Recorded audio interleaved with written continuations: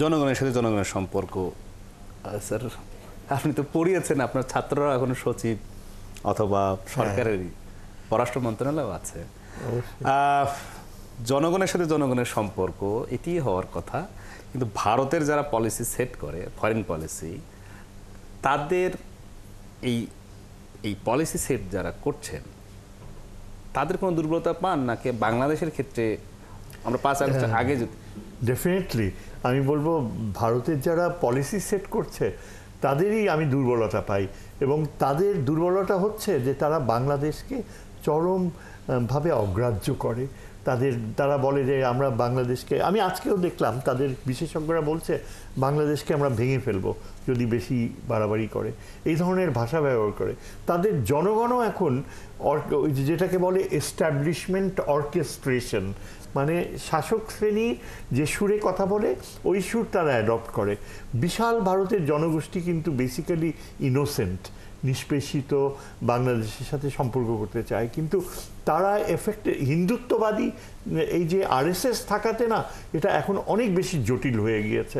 নরেন্দ্র মোদী যখনই আলোচনা করে তার পিছনে আরএসএসের একজন ভদ্রলোক বসে থাকে, সব নোট নেয়, এবং কোনোভাবেই অখণ্ড ভারতের যে মূল চেতনা সেখান থেকে সরে আসতে পারবে না, আরএসএস সেটা হতে দেবে না। এবং এই জন্যেই ভারতের জনগণ যদি আমাদের প্রতি রেসপেক্টফুল হতে হয় তাহলে আমাদের একটা জিনিস মনে করতে হবে, ভারত আমাদেরকে তখনই সমতার ভিত্তিতে, শ্রদ্ধার ভিত্তিতে, সার্বভৌম ইকুয়ালিটি দেবে যখন আমাদের মেরুদণ্ড শক্ত হবে। কিভাবে মেরুদণ্ড শক্ত করবেন? ওই ফ্রেন্ডশিপ টু অল, ওইটা ইউটোপিয়ান কথা, সেটা কখনো হতে পারে না। আপনাকে অ্যালায়েন্স রিলেশনশিপে যেতে হবে, মিত্রতা। এবং আমাদের জন্য ইউনূস সাহেব যে ইনিশিয়েটিভ নিয়েছে, চীনের সাথে একটা ভায়াবল মিত্রতা হতে পারে, আগামী মাসগুলো আমাদের জন্য ভেরি ক্রিটিক্যাল। আমি তো মনে করি একজন ক্ষুদ্র ছাত্র হিসাবে যে চীনের সাথে যথাসম্ভব এখানে চায়নাকে ইনভাইট করা উচিত, লালমনিরহাটে বেস ডেভেলপ করা উচিত। সেখানে চায়না যদি চায় তাদেরকে সেখানে এয়ারফিল্ড ব্যবহার করা উচিত, চাইনিজ বেস। বে অফ বেঙ্গলে আমার মনে হয় আমাদের যে মংলা পোর্ট ডেভেলপ করবে চীন, তাদের ওইখানে সামরিক উপস্থিতি থাকাও এটা খুবই স্বাভাবিক একটা সম্পর্ক, এটা কোনো কনস্পিরেসি থিওরি না। গত 15 বছরে না আমাদের এমনভাবে ইন্টারনালাইজ করা হয়েছে যে কোনো অ্যালায়েন্সে যাওয়া, আমরা সামরিক ইয়েতে যাব না, বলয়তে যাব না, আমরা তাহলে তো আপনি হেল্পলেস হয়ে থাকবেন ইন্ডিয়ার কাছে। আমরা যদি একটা মিত্রতার সম্পর্ক পাকিস্তানের সাথে ম্যাক্সিমাম ওদের ইন্টেলিজেন্সকে আমাদের ব্যবহার করা উচিত আমাদের স্বার্থে, তখনই দেখবেন ভারত কিন্তু আপনাকে শ্রদ্ধার চোখে দেখবে। ভারত আপনাকে বাইরে থেকে মনে করবে একে মেরে ফেলবো, হুমকি দিয়ে যাবে। Once we have done it, once we have set up an alliance relationship, হ্যাঁ, চাইনিজরা এখানে বসে গেছে আমাদের পাশে।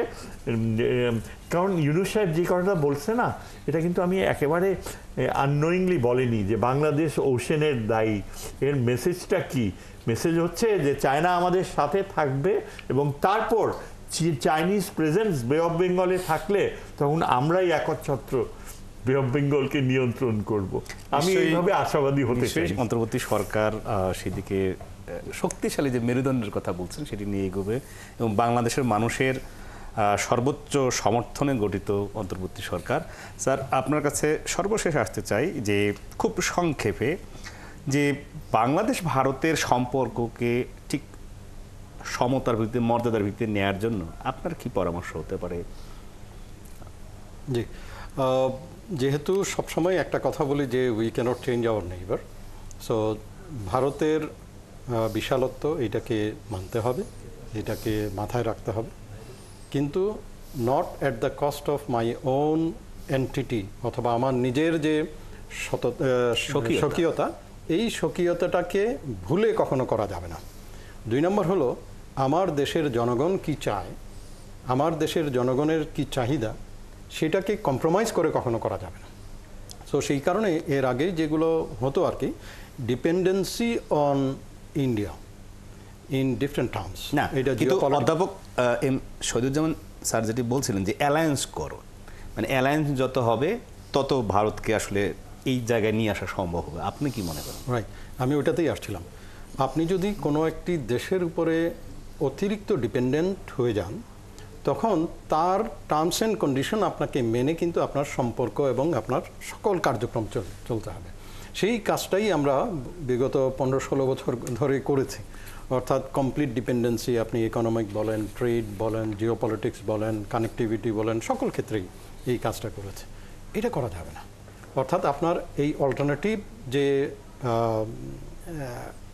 সোর্স থাকতে হবে ইন অল সেন্স, এইটাকে এস্টাবলিশ করতে হবে। এই যে কোয়ালিশন যেটা, it is one of them, alliance যেটা বলছেন। অ্যালায়েন্সেস যে এটা বলা। ধন্যবাদ মেজর জেনারেল অবসরপ্রাপ্ত ডক্টর মোহাম্মদ নাঈম আশফাক চৌধুরী। আপনার অনেক ব্যস্ত সময়ের মধ্যেও একাত্তর টেলিভিশনের এই একাত্তর মুখোমুখি অনুষ্ঠানে সময় দিয়েছেন। একই সাথে স্যার, আপনার প্রতি কৃতজ্ঞতা যে আল্লাহ আপনাকে সুস্থ রাখুক এবং দীর্ঘদিন আরও বাংলাদেশের সরকার যারাই এখন আছেন এবং ভবিষ্যতে যারা আসুক আপনার কাছ থেকে যেন নিয়মিত পরামর্শ পান, সেই বিষয়ে আশা করি যে আপনি দেবেন। আপনার সুস্থতা এবং আমরা মনে করি যে আগামী দিন বাংলাদেশের যে আন্তর্জাতিক সম্পর্কগুলো, সেই সম্পর্কের ক্ষেত্রে যে ধরনের পরামর্শ সেটি আপনি অব্যাহত রাখবেন। দর্শক, একাত্তরের মুখোমুখি অনুষ্ঠানে আন্তর্জাতিক সম্পর্ক বিশ্লেষক অধ্যাপক এম শহীদুজ্জামান এবং মেজর জেনারেল অবসরপ্রাপ্ত ডক্টর মোহাম্মদ নাঈম আশফাক চৌধুরী তারা বাংলাদেশের রোহিঙ্গা সংকটের সমাধান এবং প্রতিবেশী দেশ ভারতের সাথে কী ধরনের সম্পর্ক হওয়া উচিত ভারতের দিক থেকে এবং বাংলাদেশের দিক থেকে নানা পরামর্শ দিয়েছেন। নিশ্চয়ই এই অনুষ্ঠান থেকে অন্তর্বর্তী সরকার এবং ভারতের বর্তমান সরকার তারাও এই আলোচনা থেকে খানিকটা হলেও পরামর্শটুকু গ্রহণ করবেন। তাহলে আজকের এই একাত্তরের মুখোমুখি অনুষ্ঠান সার্থক হবে। দর্শক, একাত্তরের মুখোমুখি অনুষ্ঠান আজ এ পর্যন্তই।